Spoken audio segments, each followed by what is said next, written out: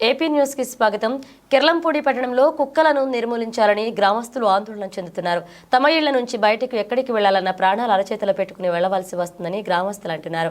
ఇక చిల్లంగి గ్రామం నుండి కిర్లంపూడి, జగపతి నగరం గ్రామాలకు వెళ్లాలంటే రోడ్డు పొడవునా వేలాది కుక్కలు అడ్డుగా నిలబడే కాకుండా వెళ్లే వాహనాలపై తిరగబడి గాయాల పాలు చేస్తున్నాయని గ్రామస్తులు విచారం వ్యక్తం చేస్తున్నారు.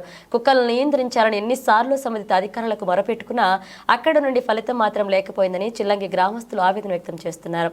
మాకు పట్టించుకునే నాదులు లేడు. కుక్కలు కూడా బెడద బాగా ఎక్కువగా ఉందండి. కాబట్టి వెంటనే ప్రభుత్వం మనిషి చనిపోయిన తర్వాత 5 లక్షలు 10 లక్షలు అది మాకు అనవసరం అండి. మనిషి బతికుండగానే మాకు ఇచ్చేయాలా. కుక్కలను కూడా సమూలంగా చంపమని అంటలేదు. ఎక్కడోకాడ దూర ప్రాంతానికి ఏ అడవుల్లోకి తీసుకెళ్లి వదిలిపెట్టాలా. కుక్కల వల్ల చాలా నష్టపోతున్నారు. చిన్నపిల్లలు కూడా రోడ్డు మీదకి చిన్నపిల్లలు రావాలంటేనే భయపడుతున్నారు. మొన్న రీసెంట్ గా 2 పిల్లలు కూడా కరిచేసింది కుక్క.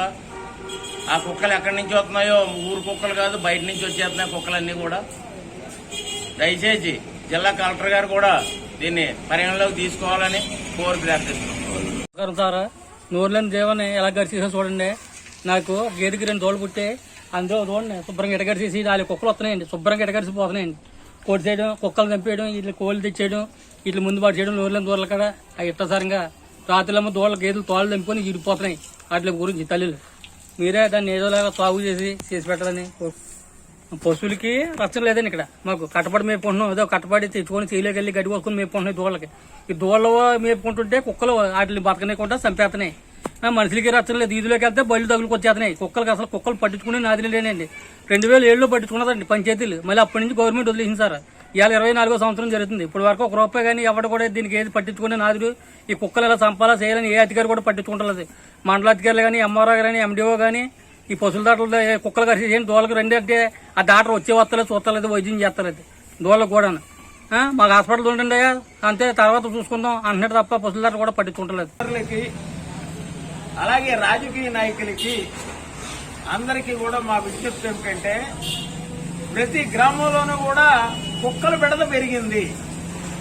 అది నిజంగా ప్రాక్టికల్ గా చూస్తున్నటువంటి నాయకులకి తెలుసు, అధికారులకి తెలుసు, అందరికీ తెలుసు.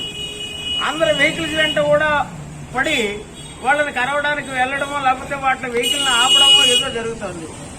కానీ కుక్కల బెడదని ఎలాగ నిరోధించాలి అనేటువంటి దాని మీద కుక్కలు కొట్టకూడదు, కొడితే పాపం ఈ విధానం మొదటి నుంచి ఉంది. కానీ ఆ కుక్కలు నిరోధించాలంటే ఏం చేయాలనేది మరి ఆలోచించాలి. ఎందుకంటే ప్రతి హాస్పిటల్లోనూ మన దగ్గరగా ఉన్నటువంటి ప్రతి హాస్పిటల్లోనూ ర్యాపిడ్ క్యూర్ అందుబాటులో ఉంచాలి. కొన్ని ర్యాపిడ్ క్యూర్ ఏమైనా అందుబాటులో ఉంటే కుక్కలు పెడితే ఏమైనా తగ్గుద్దా అంటే కాదు. కుక్కలు కరిస్తే ర్యాపిడ్ క్యూర్ ఉపయోగిస్తారు. కానీ కుక్కలు కరిసినా వాళ్ళకి ఆ కుక్క నుంచి ఏ ఎఫెక్ట్ లేకుండా ఉండేటట్టుగా కుక్కలనే పట్టుకుని వ్యాక్సిన్ చేస్తే బాగుంటుందని చెప్పేసి ఈ వెటర్నరీ డాక్టర్లందరికీ కూడా నేను విజ్ఞప్తి చేస్తున్నాను. దీని మీద ఈ కుక్కల గురించి పూర్తి స్థాయిలో తెలిసినటువంటి వ్యక్తులు ఎవరు ఉన్నారు అంటే అది వెటర్నరీ డాక్టర్లు. మరి వెటర్నరీ డాక్టర్లు వాటికి ఏం చేయాలి? ఆ కుక్కల్ని పట్టుకోండి. ఈ మామూలుగా పంచాయతీలో ఉన్నటువంటి అనుబంధ బండ్రోతులు ఎవరుంటే వాళ్ళ చేత పట్టిస్తారో ఏం చేస్తారో మాకు తెలియదు.